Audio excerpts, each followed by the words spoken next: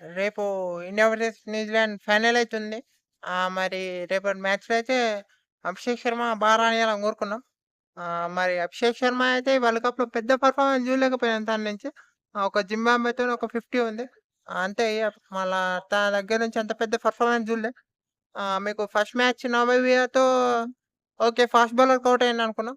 ఆ తర్వాత మీకు స్టొమక్ పెయిన్ అన్నారు. స్టొమక్ పెయిన్ తర్వాత నెక్స్ట్ మ్యాచ్ మళ్ళా డకౌట్ స్పిన్నర్‌కి.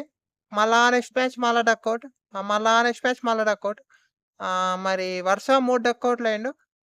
నెదర్లాండ్స్‌తోని మ్యాచ్‌లో డకౌట్, పాకిస్తాన్‌తో మ్యాచ్‌లో డకౌట్. సో, ఇట్లా ఆఫ్ స్పిన్నర్‌కి డకౌట్ అయిండు. తర్వాత మీకు టీమ్‌లోకి సంజు వచ్చిండు. సంజు వస్తే తను ఫస్ట్ ఓవర్‌లో స్ట్రైక్ తీసుకుండే ఒక మ్యాచ్. ఒక మ్యాచ్‌లో ఇషాన్ కిషన్ ట్రై తీసుకున్నా తను కూడా అట్లనే ఔట్ అయిండు. సో, అభిషేక్ శర్మ గూడా సంజు స్ట్రైక్ తీసుకున్నప్పుడు బాగానే ఆడిండు అభిషేక్ శర్మ.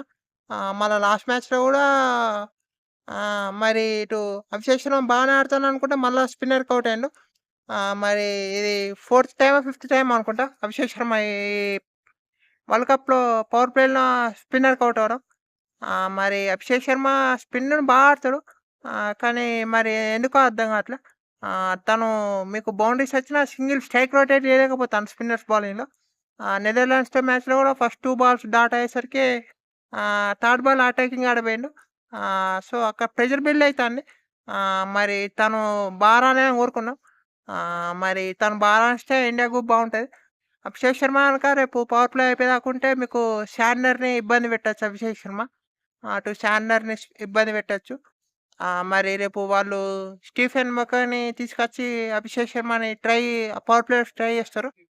మరి అభిషేక్ శర్మ గనక చూద్దాం మరి. తను బాగా కమ్‌బ్యాక్ ఇస్తాడనుకుంటాను పవర్ ప్లేలో రేపటి మ్యాచ్‌లో.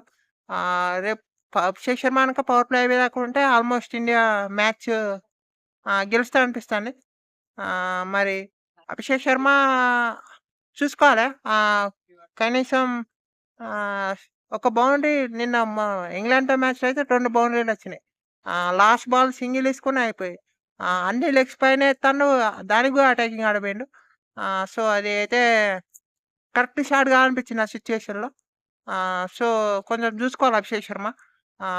మరి స్పిన్నింగ్ అయితే బా ఆడతాడు అభిషేక్ శర్మ. మరి ఎందుకిట్లా ఔట్ అయితుండో అర్థమైతలే. మరి తను గనక రేపు బాగా రాణియాలని కోరుకున్నాం. రేపు బాగా రాణిస్తే ఇండియాకి బావుంటది. తను ఒక పవర్ ప్లే అయిపోయేదాకా ఉంటే చాలు. స్పిన్నర్స్‌కి ఇబ్బంది పెడతారు. బాగా రానిస్తారని కోరుకున్నాం. ఆహ్, అంతే వీడియోలు. Thank you all for watching.